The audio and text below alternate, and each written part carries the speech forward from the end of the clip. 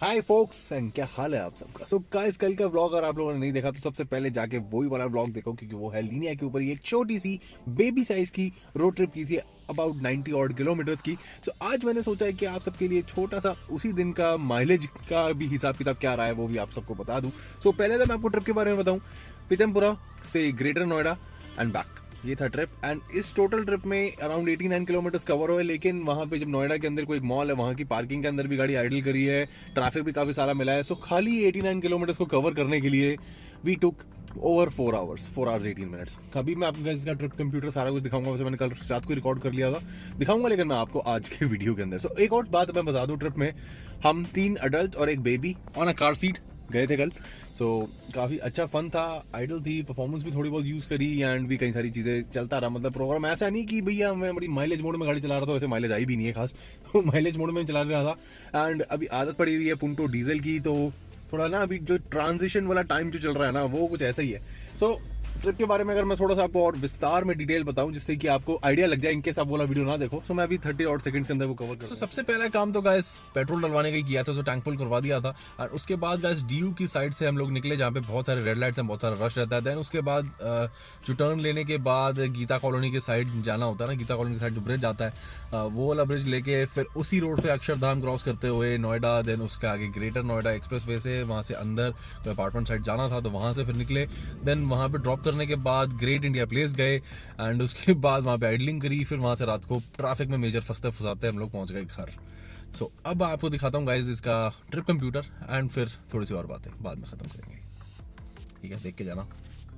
Alrighty folks, finally home after covering 89.9 kilometers and petrol की सुई वो होए यहाँ पर है, मतलब टैंक फुल था सुबह एंड 89.9 टैंक फुल से पहले की बात है, टैंक फुल बाद में करवाया।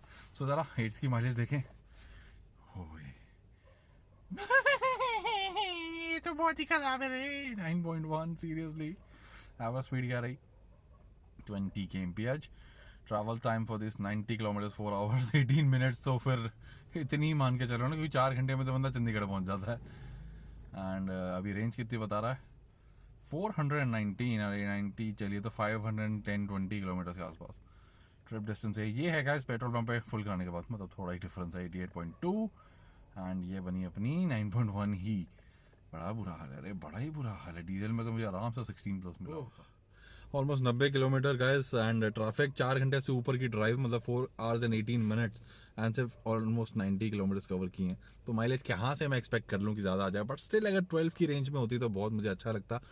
9 की रेंज में है, कोई बात नहीं, इसको मैं 12 की रेंज में लेके जाऊँगा अपनी सेम ड्राइविंग स्टाइल के साथ। अभी ये सर्विस करानी है एंड लेट्स सी कि क्या अब तो उससे कोई डिफरेंस फील हो। एंड जो भी पीछे कुछ साउंड वाउंड आ रही है वो मेरे ख्याल से टायर्स बड़े हैं पीछे एक्चुअली।